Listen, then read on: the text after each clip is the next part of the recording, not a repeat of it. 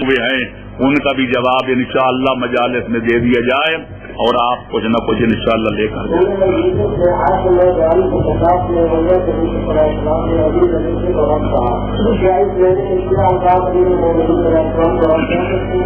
मेरे मोहतरम रब के कई माने हैं।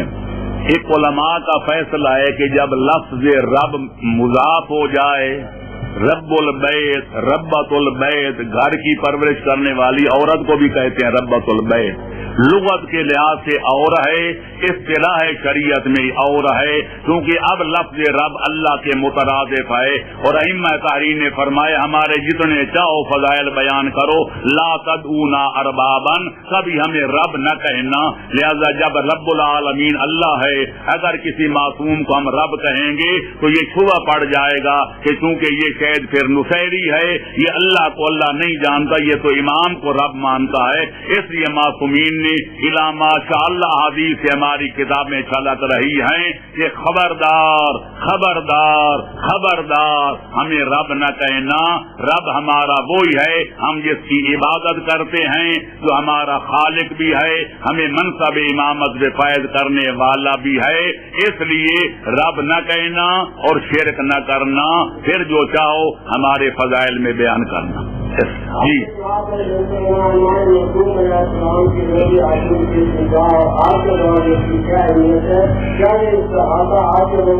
मेरे मोहतरम, यकीनन उलमाए मुहक्किकीन की ये ताकीक है कि इमाम अपना हुसैन अलैहिस्सलातु वस्सलाम कि ये जो है आवाज आम सताबीन तो ये समझते हैं कि इमाम लरग़या अदा में घिर गए थे कि कह रहे थे कोई है जो मैं मजलूम की मदद करे, कोई है जो मुझे आके दुश्मनों से बचाए। ये सच्ची नजर है। असल में मकसद इमाम का ये था कि कोई है जो मेरे मकसद में मेरे साथ आके ताउन करे और मेरा हाथ बटाए। क्योंकि इमाम का मकसद क्या था, अफ़आल यजीदी मिट जाएं, मजलूम से उल्फत पैदा हो। वो दीन इस्लाम की बका के लिए, बनी नौवे इंसान की फौज व फलाह के लिए ये सारी कुर्बानियां पेश कर रहे थे। तो जब उस वक्त इस निदा का यही मकसद था कि कोई है जो मेरे मिशन में मेरी हमराही करके मेरी आवाज हक से लब्बैक कहे। आज भी वही आवाज 15वीं सदी में गूंज रही है कि जिस मकसद के लिए मैंने मदीना छोड़ा था, जिसकी खातिर मैंने बंधा हुआ एहराम तोड़ा था, जिसकी खातिर मैंने अपना कौम और कुंबा कटवाया था, जिसकी खातिर मैंने अपनी बहनों का बुरका लुटवाया था, जिस अजीम नस्बुल ऐन की खातिर मैंने गर्दन कटवा कर नो के नेज़ा पे बुलंद कराई थी, कोई है जो उस मिशन में मेरे साथ तामुन करे। यही वजह है कि मासूम फरमाते हैं, शेख मुफीद के उस्ताद गुजरे हैं जनाब शेख कामिल इब्न साहिब कामिल इब्न कामिल ज़ारत के मुसन्निफ, वो कहते हैं कि इमाम जाफर सादिक अलैहिस्सलाम ने फरमाया कि आज भी जो कह दे सिद्क़े नियत से या लैतनी कुन्तु माकुम फ़अफ़ूज़ फ़ौज़न अज़ीमा, ऐ काश मैं करबला के मैदान में होता और मैं फौज अजीम हासिल करता, वो शुहदाए करबला के साथ माशूर होगा। लिहाजा आज भी अगर हम मिशन हुसैनी पर अमल करें और यजीदियत के खिलाफ हम काम करें, इंशाअल्लाह हमारा हशर नशर अंसारान हुसैन के साथ होगा। अल्लाहुम्मा सल्लि अला मुहम्मद व आले मुहम्मद। जी, अगर फरिश्ते अल्लाह के कामों में शरीक हो सकते हैं तो फिर इमाम का अल्लाह के कामों में शरीक होगा कैसा शिर्क है? कितना आमखाना सवाल है कि अल्लाह के शरीक हो सकते। उधर कलमा पढ़ते हैं ला इलाहा इल्लल्लाह, अल्लाह का कोई शरीक नहीं, जिधर कहते हो फरिश्ते शरीक हो सकते। पहले अपने इस्लाम की खैर मनाओ। अल्लाह का कोई शरीक नहीं, न कोई फरिश्ता शरीक है, न कोई नबी शरीक है, न कोई इमाम शरीक है। अल्लाह फरमाते फरिश्ते क्या हैं? इबादुन मुकरमून, मेरे मुकर्रम बंदे हैं। ला यस्बिकूनहु बिल कौल, किसी बात में मेरे हुक्म से आगे सरे मुंह तजावुज नहीं करते। वहुम बि अम्रिही यामलून, वो मेरे हुक्म की तामील में लगे हुए हैं। क्या मजाल के सरताबी करें? انبیاء و مرسلین ہیں وہ اللہ کے معصوم بندے ہیں، ان کا کام ہے اللہ کا دین پہنچانا، وہ پہنچا رہے ہیں۔ ائمہ طاہرین ہیں، وہ ہیں نبیوں کے قائم مقام، خاتم الانبیاء کے قائم مقام، ان کا کام ہے دین پھیلانا اور ان کا کام ہے مشکل وقت آنے پہ دین بچانا، وہ اپنا کام کر رہے ہیں، اللہ کا کوئی شریک نہیں۔ جن کو وہ شریک کہہ رہے ہیں ان کو میں اللہ کے آلے کہتا ہوں۔ فلانا بندہ اچھا لکھتا ہے، لکھتا قلم کے ساتھ ہے، فلانا بڑا قاتل ہے، قتل چھری کا اور چاقو کے ساتھ کرتا ہے، لیکن قاتل چھری کو کوئی نہیں کہتا، قاتل اس آدمی کو لوگ کہتے ہیں۔ قلم کو کوئی نہیں کہتا قلم بڑا اچھا لکھتی ہے، کہتے ہیں قاتل فلانا بڑا خوش نویس ہے۔ تو یہ اللہ کے آلے ہیں، یخلقو بہم ویرزقو بہم ویمطرو بہم، اللہ رزق دیتا ہے، آلے یہ ہیں، اللہ موت و حیات دیتا ہے، اللہ کے مارنے گلانے کے آلے یہ ہیں، اور ہمیشہ نسبت آلے کی طرف نہیں ہوتی بلکہ صاحب آلہ کی طرف نسبت دی جاتی ہے۔ جی یا ان باتوں کی پوری وضاحت میری اصول و شریعہ کی عقائد شیعہ میں آپ کو ملے گی۔ جی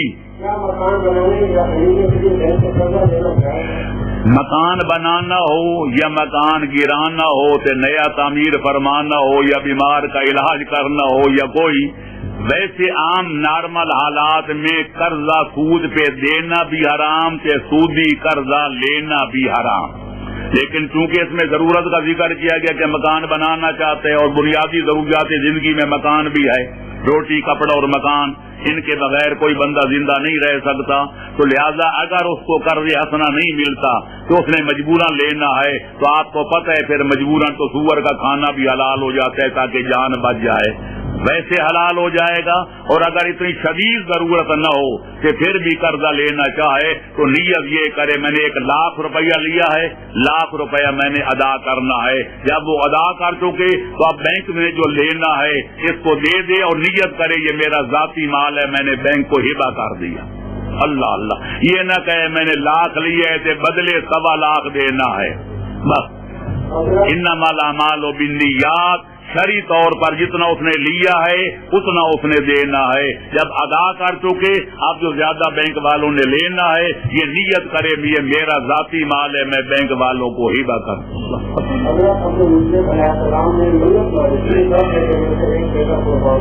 جی جی وضاحت یہ ہے کہ چونکہ وہ ملت ابراہیمی پر تھے، جب تک پیغمبر اکرم پیغمبر اسلام صلی اللہ علیہ وآلہ وسلم مبعوث برسالت نہیں ہوئے، انہیں اپنا اعلان رسالت فرما کے شریعت اسلام نافذ نہیں فرمائی، اس وقت تک جناب ابراہیم کی ملت تھی اور پیغمبر کے آباء و اجداد ملت ابراہیمی پر تھے، اس لیے ہم ان کو موحد اور مسلمان اور اہل ایمان مانتے ہیں کہ جناب ابراہیم کی ملت میں آپ سب کو پتا ہے کہ بیٹے کو ذبح کرنا ان کی شریعت میں جائز نہ ہوتا تو وہ ذبح کرنے کی کوشش کیوں کرتے کہ ہم آج تک ان کی قربانی کی نقل کیوں اتاریں؟ لہذا جناب عبد المطلب نے اپنے جد امجد جناب خلیل خدا کی سنت پر عمل کرتے ہوئے یہ منت مانی تھی، لیکن خدا نے وہاں بھی اسماعیل کو بچا لیا تھا، یہاں بھی پیغمبر اکرم کے والد اور ان کے چچاؤں کو خدا نے بچا لیا، اور پھر قرہ جو تھا قرہ فال بنا میں من دیوانہ زدن 10 اونٹ ذبح کر دیے گئے کہ وہ جناب کا بیٹا بچ گیا۔ ہم چل جو شخص خودکشی کرے اس کی نماز جنازہ جائز ہے، اگر اس میں تو پڑھا جاتا ہے میرے محترم خودکشی کرنے والے کا جرم تو سب کو نظر آ جاتا ہے، عجیب ہماری قوم ہے کہ یہی مسئلہ ہر جگہ، جو خودکشی کر کے مر جائے اس کی نماز جنازہ پڑھی جا سکتی ہے یا نہیں؟ تو میں پوچھنا چاہتا ہوں نماز جنازہ معصومین کی پڑھی جاتی ہے یا گنہگاروں کی بھی؟ باقی جتنے جو خودکشی کر کے نہیں مرتا باقی سارے معصوم ہوتے ہیں۔ اللہ رحم کرے، آپ مجھ سے بہتر جانتے ہیں کہ کتنے کرتوت ہم مسلمان کرتے ہیں، کوئی عیب کسی میں کوئی عیب میں نام نہیں گنوانا چاہتا، اللہ ستار العیوب ہے، हमने ये जो फिक्रा कहा जाते हम इसकी नेकियां जानते हैं, अगर ये नेक था तो या अल्लाह नेकी में और इजाफा कर, और अगर बुरा था तो तू इसे माफ कर, ये हर जगह नाफिज है। कोई शराबी है, कोई रुबाबी है, कोई कबाबी है, कोई और है, कुछ और है, कुछ और है, ये सारे गुनाह करते थे, लेकिन क्या पता मरने से पहले तौबा कर ली। इसलिए हमें उनके गुनाह पर इसरार करना और आखिरी लम्हे तक उस पर इसरार करना साबित नहीं हो सकते। तौबा कर ली हो यही इम्कान काफी है, पर उसके मुसलमान होने का यकीन है, अली का हुबदार होने का यकीन है, कि बाकी गुनाह किया तो यकीन है, पर लेकिन मुमकिन है तौबा कर ली हो, यहाँ इम्कान काफी है कि हम यकीन से नहीं कहते कि ये बदकार था। बस जितना बाकी गुनाहगारों की जनाजे की नमाज पढ़ते हैं, खुदकुशी करने वाले के साथ भी वही सलूक किया जाएगा जो आम नेचुरल मुसलमान गुनाहगारों के साथ किया जाता है। बकौल गालिब हद चाहिए सजा में हुकूमत के वास्ते, आखिर गुनाहगार हूँ काफिर नहीं हूँ मैं। बेचारा खुदकुशी करके काफिर नहीं बन जाता, गुनाहगार ही रहता है, और हर गुनहगार मुसलमान की नमाज जनाजा पढ़नी वाजिब है। जी मौजूदा दिन के हिसाब से जदीद अमूल मेडिकल साइंस मामलात वगैरह शामिल नहीं है, ऐसे मामलात में हमें टेस्टियों का फैसला दे सकते हैं, क्योंकि इन मामलात में नए शख्स की मामला जरूरी है। अगर मोहम्मद जान बुझ कर उस टाइम में न करे तो खुद का अपना जो तरक्की में निराश होगा। मेरे मोहतरम, हाँ मैं इस सवाल को थोड़ा सा बदल के करते तो बड़ा अच्छा होता। मैं दोनों पहलू से ले लेता हूँ। आजकल हुकूमत की एक है ख्वाहिश कि मदारिस दीनिया में उलूम जदीदा पढ़ाए जाएं, कि मदारिस से जो है दूसरे कॉलेज वगैरह उनमें कोई दीनी उलूम पढ़ाए जाएं। मैं इस चीज का खैर मकदम करता हूँ, क्योंकि अंग्रेजों की पॉलिसी थी कि जिनको दीनी मदरसों में दाखिल किया जाए, यानी मौलवी साहबान, उनको ऐसा कोरा रखा जाए तो उनको पता ही न चले भेड़ का आगा किधर है पेछा किधर, उनको दुनिया के उलूम की खबर न हो। कि जिनको दुनिया के कॉलेजों में दाखिल किया जाए उनको ऐसा जाहिल रखा जाए दीन से कि उनको कलमा भी सीधा में कर जाए, लेकिन कलमा भी न आए, कि खुदा और रसूल की मार्फत भी न आए। इस्लाम इसका कायल नहीं, इस्लाम इस तफरीक का कायल नहीं। शहीद मुतहरी ने बड़ी तहकीक और रिसर्च की है कि हर वो इल्म जिसकी कौम को, जिसकी मुल्क को, जिसकी मिल्लत को जरूरत है, हाँ दुनियावी तरक्की के लिए या दीनी तरक्की के लिए, उस इल्म का पढ़ना लाजिम भी है कि वो इल्म शरीयत के हुदूद के अंदर दाखिल भी है। लिहाजा ये जो तहरीक है इसको कामयाब बनाना चाहिए। दीनी मदरसों में उलूम जदीदा जो हैं वो दाखिल निसाब करने चाहिए, और उलूम जो है कॉलेज वगैरह जो उलूम जदीदा का मरकज हैं उनमें उलूम दीनिया भी निसाब में शामिल करने चाहिए। अब रह गई ये बात कि अगर एक आलिम ये न साइंस जानते थे, न फिजिकल से, न कोई बाकी तबीयत वगैरह, तो इसका ज्यादातर ताल्लुक फताहों से होता ही नहीं है। और अगर कभी उसको जरूरत पड़े किसी मसले की तो वो डॉक्टरों के रुजू कर सकता है। आलिम कोई इमाम तो नहीं होता, नबी होता है। लिहाजा एक आलिम दीन अहले खुबरा, हाँ वो दुनिया के उलूम जानते हों या साइंसी उलूम में महारत रखते हों, एक मुजतहिद रुजू करके उनसे तहकीक कर सकता है कि इस मसले का हल क्या है। अल्लामा कंतूरी मरूम ने कहा था, उलमाए दीन बेचारे गए हर तरफ से मारे, उलमा को अंग्रेजी आती नहीं, लिहाजा आजकल बड़े ज्यादातर उलूम हैं अंग्रेजी में, तो चाहिए था हमारे अंग्रेजी पढ़े उनका उर्दू में तर्जमा करते, फिर उलमाए किराम भी उनका मुताला करते, उनसे फायदा उठाते। लोग यही कहते आलिम ये नहीं कर रहे थे, आलिम वो नहीं कर रहे थे, आलिम ये नहीं कर रहे थे, आलिम वो नहीं कर रहे। एक आलिम बेचारा क्या क्या करे। आप सबको ताउन करना चाहिए, मिलजुल के ये काम करना चाहिए ताकि कौम से जहालत दूर हो जाए और इल्म की रोशनी आम हो जाए।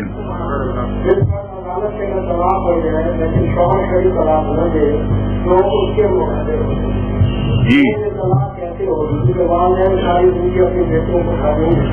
मेरे मोहतरम, ये मसला चूंकि थोड़ा जब लफ्ज बदल के आया है, कल इस पर मैंने मुकम्मल तबसरा कर दिया था। मैं कोशिश करता हूँ कि तो के जो जदीद मसाइल हैं नए नए उनका जवाब दिया जाए। कल अर्ज किया था कि अदालती तलाक तलाक नहीं है, शरीयत मुहम्मदिया का एक अटल कानून है कि तलाक शौहर के हाथ में है, वो बतौर खुला हो या आम तलाक नेचुरल हो, जब तक शौहर कानून शरीयत के मुताबिक औरत को फारिग न करे, औरत फारिग नहीं होती। एक मसला, लिहाजा घर में शौहर घर में बैठा है कि अदालत यकतरफा कार्रवाई करके कहती है माँ बदौलत इस निकाह को फस्ख करते हैं, कि लड़की वाले कहते हैं जब अदालत ने हमें आजाद कर दिया तो हम क्यों ना आजाद हों।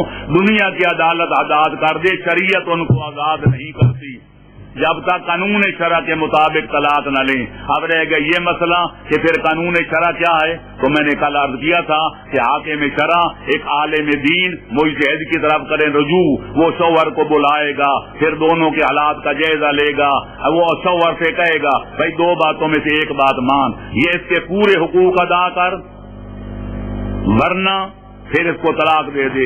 अगर वो कह दे मैं ठीक है, मैं जमानत देता हूँ, मैं गारंटी देता हूँ, मैं लिख कर देता हूँ, गवाह अपना जामिन देता हूँ कि मैं हुकूक अदा करूंगा, बात खत्म हो गई। और अगर कहे मैं तलाक भी नहीं देता, कि आजाद भी नहीं करता, हाकिम शरा 1 मिनट के अंदर उसको सीधा तलाक जारी करके फारिग कर देगा।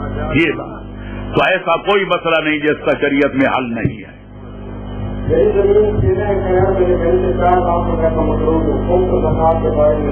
जब तक वो कर्ज अदा नहीं करेगा उस पर कुछ भी नहीं है। खुम्स तो होता है बचत पर, कि जिसके जिम्मे 4 लाख कर्जा है उसकी बचत क्या है। जब कर्ज अदा हो जाएगा उसके बाद जो कमाएगा खाएगा, साल के बाद जो बच जाएगा उसका खुम्स अदा करेगा। जी सबसे बेहतर तो ये होता है मरूमीन के जो वाजिबात उनके जिम्मे हों, नमाजें नहीं पढ़ी, रोजे नहीं रखे, ज़कात नहीं दी, हज नहीं किया, अगर खुदा वारसों को तौफीक दे तो मरने वालों की मग़फ़िरत के लिए उनके वाजिबात का अदा करना अहम वाए फरीज़ा है। बल्कि शरीयत मुहम्मदिया के कानून के मुताबिक वारिस अपने मूरिस की जायदाद के शरअन वारिस करार नहीं पा सकते जब तक उसके वाजिबात को पहले अदा न करें। लेकिन जब वाजिबात अदा हो जाएं, अब कुरान पढ़ना, मजलिस पढ़ाना, सदका देना, खैरात देना, नंगों को कपड़ा पहनाना, भूखों को खाना खिलाना, प्यासों को पानी पिलाना, बीमारों का इलाज कराना, ये सारे असबाब मग़फ़िरत हैं। बेहतर तो ये उजरत से पढ़ाने की बजाय खुद कुरान पढ़ के बख्शें उसके वारिस, और अगर नहीं पढ़े हुए तो ऐसे नेक लोगों से कहें जो पैसे लिए बगैर कुरान पढ़े। लेकिन अगर कोई न पढ़ता हो तो पैसे लेके नमाज भी पढ़ाई जा सकती है, न पैसे दे के कुरान भी पढ़ाया जा सकता है। इसलिए कोई हरज नहीं है, अगर पढ़ने वाला लेता है तो ले ले, सवाब इंशाअल्लाह मरने वाले की रूह को यकीनन पहुंच जाएगा। अलबत्ता पढ़ने वाले को कुछ नहीं मिलेगा सिवाय पैसों के, हाँ वो कुरान पैसे लेके पढ़े या मजलिस पैसे लेके पढ़े। अल्लाह अल्लाह से खैर जी। और एक मार गया तो उसकी लिख के भेज दो, मेरे मोहतरम बात नहीं। पैदा होने पर मजबूर है, अगर ऐसा है तो फिर इंसान की अमल के रोज सवाल भी तो कर सकता है क्या ऐसा होने चाहिए। जब माशाअल्लाह, ये तो वही बात है, एक आदमी किसी को 1000 रुपया दे दे कि फिर वो करे जनाब शराबें पिए, कि फिर उसे मुआवजा करे मैंने तुम्हें 1000 रुपया दिया था, तुम शराब क्यों पी थी, तो ये कह दे तूने मुझे दिया क्यों था। ये वही बात है कि नहीं। इस नेमत वजूद से बढ़कर कायनात में कोई नेमत नहीं है। एक आदमी मैं कहा करता हूँ जो बड़े कंगाल हैं, से गरीब हैं, नादार हैं, जो हर वक्त शिकवा करते हैं हमारे पास खाने को कुछ नहीं, पीने को कुछ नहीं, पहनने को कुछ नहीं, रहने को कुछ नहीं। कोई अरबपति आ जाए इनसे कहे 10 करोड़ लेकर जिंदगी मुझे दे दे, यकीन उसके मुंह पे जूता मारेगा। तू आप अहमक है या मुझे अहमक जानता है? मैं 10 करोड़ लेकर क्या करूंगा जब मर जाऊंगा? तो अल्लाह ने करोड़ों की जिंदगी मुफ्त में दी है। अगर करतूत की है तो इसने किया, अल्लाह ने तो एहसान किया है, इसलिए अल्लाह ने दी है ताकि हम अच्छे काम करके जन्नतुल फिरदौस के जाके वारिस बने। अगर उस पैसे को गलत कामों में सर्व करके जहन्नम में छलांग लगाएं तो कसूर हमारा है, देने वाले सखी का तो कोई कसूर नहीं है। جی شادی میں اوپر خاندان میں خرابیاں پیدا ہو جاتی ہیں، کیا بیٹے کو ماں باپ کے کہنے پر اپنی بیوی کو لے کے بھیج دینا چاہیے؟ میرے محترم بٹے سٹے کی شادی کو میں حرام نہیں کہہ سکتا، کیونکہ شریعت نے حرام اسے قرار نہیں دیا، لیکن میں نے اپنی اصلاح اور رسوم میں ثابت کیا ہے کہ بٹے سٹے کی شادی سے بڑھ کر کوئی لعنت معاشرے میں نہیں ہے۔ حتی الامکان بٹے سٹے کی شادیاں نہیں کرنی چاہیے۔ قصور ایک ہوتا ہے کہ کئی گھر اجڑ جاتے ہیں، یا تو خدا لوگوں کو دین دے کہ قصور ایک ہے تو مجرم کو مجرم کہیں، بے قصور کو بے قصور، لیکن ہمارا معاشرہ 15ویں صدی میں اتنی ترقی نہیں کر چکا۔ سب جانتے ہیں کہ قصور فلانی کا ہے یا فلانے کا، پھر سزا 15 خاندانوں کو دی جاتی ہے۔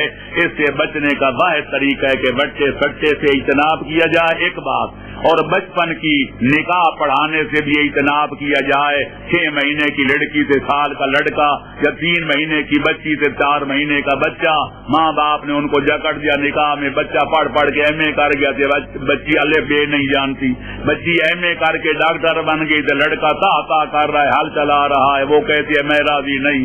اس لیے عقل مندی کا تقاضا یہ کہ لڑکی لڑکے بالغ ہو جائیں، ان کے حالات کو دیکھ کر، ان کے مزاج کو دیکھ کر، استاد طبع کو دیکھ کر ان کی رضامندی سے شادی کی جائے۔ انشاءاللہ امید ہے کہ 99% شادیاں کامیاب ہوں گی۔ لہذا اگلی بات کیا تھی؟ ہاں کہ اگر وٹا سٹا ہے کہ ایک قصور ہے ایک طرف کا، کہ اب ماں باپ بیٹے سے کہتے ہیں بیٹا تیری بیوی ہے تو بڑی شریف ہے، تو بڑی فرما بردار ہے، تو ہماری بھی تابع دار، پر ہماری ناک کٹ جائے گی اگر تو اس کو نہیں نکالے گا۔ وہاں ماں باپ سے معافی مانگ لے ہاتھ جوڑ کے، تو بیوی کو بلا قصور گھر سے نہ نکالے۔ بیوی کے حقوق الگ ہیں، اولاد کے حقوق الگ ہیں، ماں باپ کا احترام اپنی جگہ، لیکن جب خلاف شرع کوئی حکم دے تو ان کی بات بھی نہیں ماننی چاہیے۔ چلو کئی ہم نے گھر اجڑتے دیکھے ہیں کہ ماں باپ نے کہہ دیا کہ اس کو طلاق دے دو، طلاق دے دو، اس کو نکال دو، اس کو جنت کی حور بھی لے آؤ، تو ماشاءاللہ پھر ساس اور بہو کا جو سلوک ہوتا ہے وہ تو جنت کی حوروں میں بھی کوئی نقص نکالیں گی کہ اس کو طلاق دے دو، کہ اس کو طلاق دے دو۔ خود دولے میاں کو عقل سے کام لے جی، سب تک طلاقیں دیتا رہے۔ اپنے بچوں کو قبول قرآن کا پابند بنا کے ان کی شادی ایک ہی جگہ کر دیتے ہیں، جو مخالف ہوتے ہیں، اور وہ وہاں سے پیچھے جب شوہر کو کہیں کہ تم طلاق اور اس چیزوں کو پابند کرو، تو اگر وہ اس کے باوجود پنچایت میں پہلا جملہ کیا تھا، کیا کرتے ہیں ماں باپ؟ ماں باپ چلو کئی تو اچھا کرتے ہیں، ایسے گھر کر دیتے ہیں جس کے شوہر کس چیز کے مخالف ہوتے ہیں کہ وہ طلاق کا پابند نہیں۔ ہاں تو میں تو پہلے یہ کہہ چکے، سوال کی اب گنجائش ہی نہیں رہی کہ جب لڑکی لڑکا بالغ ہوں، نہ ماں باپ ان کو ڈنگر ڈھور کے ان کو سمجھ کے سودے کریں، پھر نہ لڑکیاں جا کر عدالتوں میں لو میرج کریں۔ جب رشتہ ایسی جگہ کیا جائے گا جہاں لڑکی بھی راضی ہو تو لڑکی کا والد بھی راضی ہو، تو لہذا انشاءاللہ پھر ایسا گھرانہ بھی مل جائے گا، ایسا شوہر بھی مل جائے گا، یہ سوال ہی ختم ہو جائے گا کہ ماں باپ پہلے اس کو پڑھاتے ہیں، قوم و صلاحت کا بچی کو پابند بناتے ہیں، پھر ایک دنیا دار کے گلے میں مٹ دیتے ہیں، چونکہ اس کے بعد دولت ہے خادین نہیں ہے، تو دین پہلے دیکھنا چاہیے کہ دولت بعد میں دیکھنی چاہیے، سیرت پہ نظر چاہیے صورت سے زیادہ۔ جی آپ کے نزدیک جمعہ واجب عینی ہے، نماز جمعہ کے بعد نماز روزہ احتیاط کی نیت سے کرنے کی ضرورت نہ ہے، جبکہ باقی سارے علماء کہتے ہیں کہ زور سے احتیاط کی نیت سے کرنا چاہیے، نہیں کرنا چاہیے۔ کیا امام زمانہ کے صغریٰ کے زمانے میں جمعہ واجب عینی کی نیت سے پڑھا جا سکتا ہے؟ میرے محترم، میں نے نماز جمعہ پر ایک پورا رسالہ لکھا ہے جس کا نام ہے نماز جمعہ اور اسلام۔ اس میں نے کم از کم 100 کے لگ بھگ ان مجتہدین کا نام لکھا ہے جو غیبت امام زمانہ میں واجب عینی جانتے تھے، اور اب بھی کچھ ایسے ہیں جو واجب عینی جانتے ہیں، لیکن چونکہ اختلافی مسئلہ ہے میں اپنا فتویٰ دوسروں پہ مسلط نہیں کرتا اور دوسرے مجھ پہ نہیں کر سکتے، لہذا میری تحقیق یہی ہے، میرا رسالہ پڑھ لیں یا میری کتاب قوانین الشریعہ فی فقہ الجعفریہ موجود ہے، یہاں اس میں دیکھ لیں میں نے اپنے دلائل قرآن کی آیات پیغمبر خاتم کی روایات ائمہ تحریر کے ارشادات و فرمودات لکھ دیے ہیں کہ جمعہ جس طرح پیغمبر اور امام کے زمانے میں واجب تھا اب بھی واجب ہے، اور جمعہ الجمعہ تو باقیۃ الی یوم القیامہ، قیامت تک جمعہ واجب رہے گا اگر پوری شرطوں کے ساتھ جمعہ پڑھ دیا جائے، پیش نماز بھی ٹھیک ہو، کہ وقت بھی ٹھیک ہو، کہ باقی شرائط بھی پائے جائیں، مقابلے کے 2-3 میلوں کے اندر 2 3 جمعے بھی نہ ہوں، تو یقیناً نماز جمعہ کافی ہے، پھر ظہر کی نماز پڑھنے کی قطعاً کوئی ضرورت نہیں۔ اور آج بھی فون پہ مجھ سے بات ہو رہی تھی، آج کل کو لوگ اس دور میں بھی 1:30 بجے جمعہ پڑھتے ہیں، میں نے کہا 1 بجے بھی پڑھا جائے تو جمعہ نہیں ہے، چاہیے کہ آج کل کے موسم میں 1:30 بجے پڑھا جائے، اگر جمعہ پڑھنا ہے تو بے شک پڑھ لو، لیکن نماز ظہر کو بنیت وجوب پڑھنا پڑے گا، کیونکہ جمعے کا وقت بالکل تنگ ہے، بس جب زوال عرفی ہو جائے، عرف والے کو لوگ کہیں کہ زوال ہو گیا، فوراً اذان اور خطبہ شروع کر دینا چاہیے، تو اس کے بعد اللہ اکبر۔ جی کیا عورت شوہر کی اجازت کے بغیر اس کے پیسوں سے کوئی پیسے لے کر غیر قومی کاموں میں خرچ کر سکتی ہے، لیکن اجازت لینی ضروری ہے، نیکی کی بجائے گناہ لازم نہ ہے۔ شوہر صاحب اجازت نہیں دیتے، وہ بیچارے کوڑی اکٹھی کر رہے ہیں، عورت جو ہے ماشاءاللہ کپے اڑانے شروع کر دے، رام جوڑے کوڑی سے بھگوان اڑائے کپے، پنجابی میں ایک مسئلہ ہے۔ تو بیوی صاحبہ اچھی بات ہے، غریبوں کی مدد کرنی چاہیے، ان کے ساتھ تعاون کرنا چاہیے، کار خیر کرنا چاہیے، پر جس کا مال ہے اس سے ذرا اجازت بھی حاصل کر لینی چاہیے۔ جی ایک عورت تعلیموں سے اپنے خدا سے معافی بعد میں مانگے، پہلے شوہر سے مانگے، یہ حق العباد ہے، یہ بندوں کا حق ہے۔ اس نے فعل حرام کیا، تعویذ وغیرہ ڈال کے بے دین لوگوں سے جا کر جادو کراتے، ٹونے کراتے، اللہ محفوظ رکھے جادو کرنے والے کا، تو اسلام بھی شک میں ہے۔ پھر جو جادوگروں کے پاس جاتے ہیں، تم یہ کرو تاکہ میرے دشمن کو یہ ہو جائے، تم یہ کرو تاکہ یہ ہو جائے، اللہ محفوظ رکھے۔ جناب امیر کے خطبات موجود ہیں کہ الساحر کالکافر الکاہن کالساحر والساحر کالکافر والکافر فی النار، آخر میں جا کر جادوگر کے ڈانڈے کفر سے ملتے ہیں، لہذا اس نے اگر ایسا کیا ہے تو فرما برداری کر کے، تابعداری کر کے شوہر کی محبت حاصل کرے، طویل ڈال کے جیسا کرنا جائز نہیں ہے، لہذا توبہ کرنی ہے، خدا سے بھی مغفرت مانگے، لیکن پہلے اپنے شوہر سے مانگے کہ میں نے یہ کرتوت کیا تھا، مجھے معاف کر دے۔ جی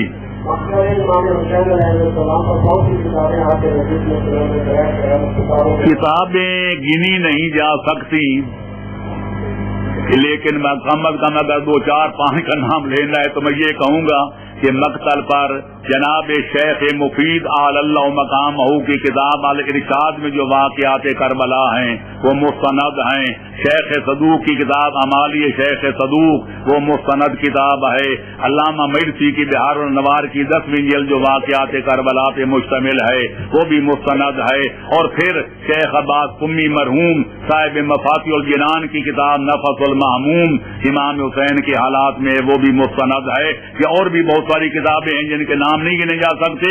اردو زبان میں علامہ علی نقی صاحب کی کتاب جس کا نام ہے شہید انسانیت مستند ترین ہے، مولانا شاکر حسین امروہی کی کتاب شہید مجاہد اعظم وہ مستند ترین کتاب ہے، کہ ان کے بعد اس حقیر کی بھی کتاب ہے جس کا نام سعادت الدارین فی مقتل الحسین ہے، جو تمام 1400 سال کے معتبر مقاتل کو سامنے رکھ کے مرتب کی گئی ہے، اور اس کا 5واں ایڈیشن ماشاءاللہ آ گیا کہ 6واں۔ جی میرے محترم تقلید کیا ہے؟ تقلید نہ کوئی پیری ہے، نہ کوئی مریدی ہے، نہ کوئی دست بیعت ہے، یہ انسان کی فطرت ہے۔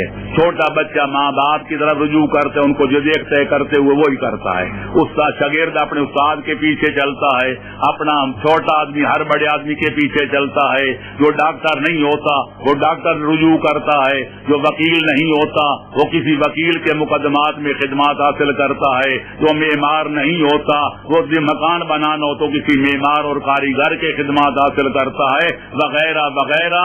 جو دین کے مسائل خود نہیں جانتا کسی عالم دین کی طرف رجوع کر کے اس سے دین کے مسئلے پوچھتا ہے, اسی کا نام تقلید ہے. ایک آدمی ڈاکٹر بھی نہ ہو کہ ڈاکٹر رجوع بھی نہ کرے تو بیمار ہو جائے, پھر اس کا مطلب یہ ہے کہ مرنے کا پروگرام ہے.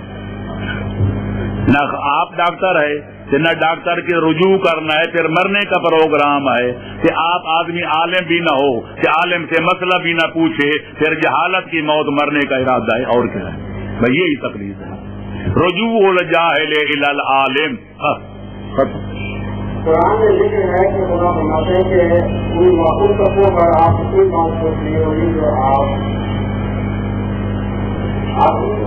نہیں کھاتے, مگر وہ اپنے جو سوچے جن سے کھاتے کی بات سوچتے ہوگی. ہاں ہاں, تو میں نے مجبوری کے طور پر ایک سفر کو رکھا تو اس کے سفارے کی چیز کہتے لیکن لذات مشکلوں کو کھانے نہیں کھلا سکتی.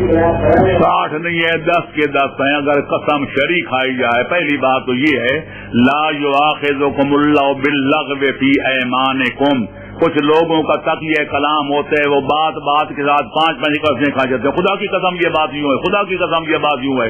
اللہ فرماتا ہے لا تجعلوا اللہ عرضۃ لایمانکم.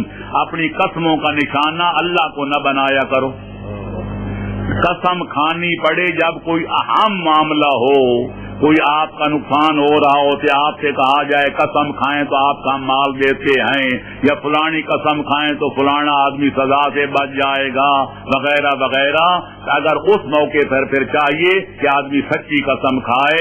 اگر جھوٹی قسم کھائے گا دنیاوی فائدہ تو اٹھائے گا پر اپنا دین تباہ کرے گا, اس کے لیے پھر کفارہ ہے کہ 10 آدمیوں کو یہ روٹی کھلائے, یا 10 آدمیوں کو کپڑا پہنائے, یا پھر 10 روزے رکھے. لہذا انہوں نے اگر مجبوری کے تحت کی ہے کہ قسم بھی شرعی تب ہوتی ہے کہ جب اللہ کے نام کی, ذاتی نام کی, لفظ اللہ کی, یا رحمان اور رحیم وغیرہ اللہ کے صفاتی نام کی قسم کھائی جائے. ہماری مروجہ قسمیں جو ہیں وہ شرعی قسم ہوتی ہی نہیں ہے. چل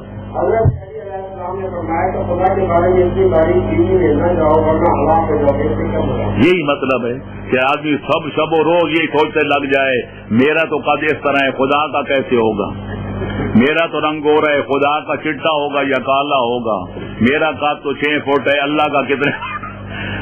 یہ باریکیوں میں معصوم فرماتے ہیں جس طرح کے معصوم سے پوچھا گیا تھا حضرت امام جعفر صادق علیہ السلام سے کہ لوگوں نے کہا مولا کم از کم توحید کے بارے میں کتنی معرفت کافی ہے.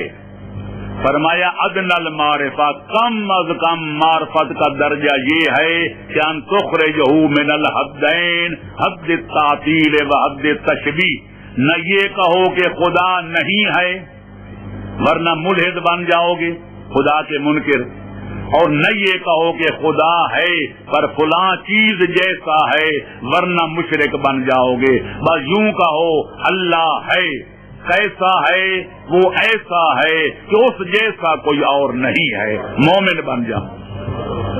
اس سے زیادہ باریکی میں جاؤ گے تو اللہ خود مولا علی فرماتے ہیں الحمدللہ الذی لا یبلغ مدحہ القائلون. پہلا خطبہ مولا کا نہج البلاغہ میں سب تعریفیں اس اللہ کے لیے ہیں کہ جس کی مدح ثنا کو بولنے والے کبھی حقیقت کو پا نہیں سکتے, ولا یدرک بعدہ العادون, اور اس جو شمار کرنے والے ہیں علم و دولت, علم کی دولت مالا مال ہیں, اس کی کوئی حقیقت تک پہنچ نہیں سکتے. تو لہذا جب اس کی حقیقت کو ہم سمجھ نہیں سکتے کیونکہ ہم اپنے روح کی حقیقت کو نہیں سمجھ سکتے, تو خدا کے بارے میں اگر غور کرو گے کبھی تشبیہ دے بیٹھو گے, کبھی کچھ کہہ بیٹھو گے, آخر میں نتیجہ ہوگا کہے گا خدا ہی کوئی نہیں ہے معاذ اللہ. اس لیے فرمایا اس کی باریکیوں میں نہ جاؤ کہ یہ بات تمہارے عقل اور تمہارے فہم کی حدود سے ماورا ہے.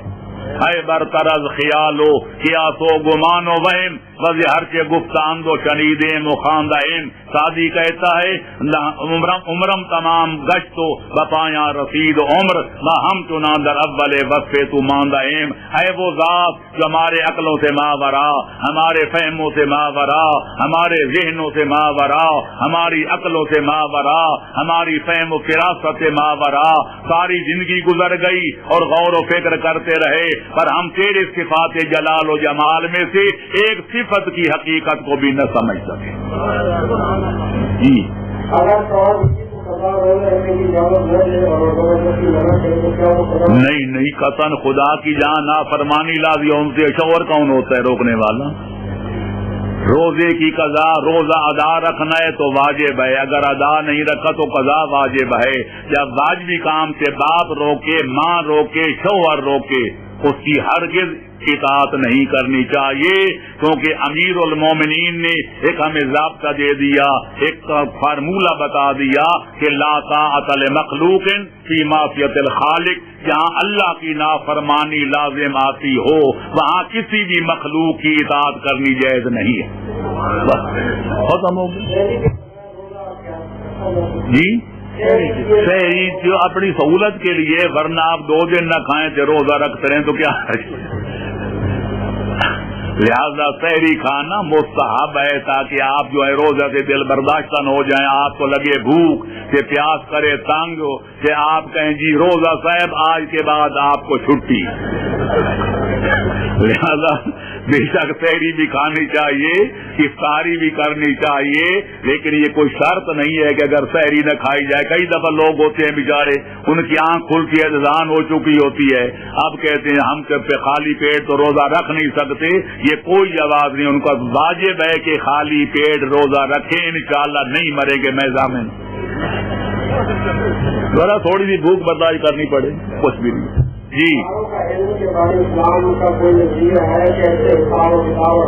میرے محترم ائمہ تحریر نے فرمایا کہ علم نجوم پر بھی یہ سوال یہ چوتھ کو کیا گیا تھا، علم نجوم بھی حق ہے، علم رمل حق ہے، دس شناسی کا علم بھی حق ہے، سارے علوم بر حق ہیں، پر جاننے والے کبریت احمر سے بھی کم ہیں۔ آپ کو شک ہے تو 4-5 جنتریاں اٹھا کر سامنے رکھ لیں، ایک کہے گا فلانی تاریخ کو کمر درد لگ رہا ہے، دوسرا کہے گا نکل رہا ہے، تیسرا کہے گا جناب یہ وسط میں آ رہا ہے، دوسرا کہے گا نہیں پہلے نکل چکا ہوگا۔ ہمارے لوگ جنتریاں کھول کے بیٹھے رہتے ہیں، آج تاریخ اچھی نہیں ہے، آج وار اچھا نہیں ہے، آج سات اچھی نہیں ہے، دنیا چاند پہ جا کے واپس بھی آ جاتی ہے۔ اس لیے یہ لوگ جانتے نہیں، پھر لوگوں کو دھوکہ دیتے ہیں۔ تیری لکیریں کہتی ہیں کہ تو پرسوں مر جائے گا، تیری لکیر کہتی ہے تیری شادی جہاں چاہتا ہے نہیں ہوگی، وہ خودکشی کر لیتا ہے، یہ نہیں ہوگا، تیرا وہ نہیں ہوگا، یہ ہو جائے گا، وہ ہو جائے گا، یہ جانتے نہیں۔ اس لیے محمد عربی کی شریعت کہہ رہی ہے ان چیزوں پر اعتبار نہیں کرنا چاہیے، ورنہ بندوں کا بھٹا بیٹھ جاتا ہے۔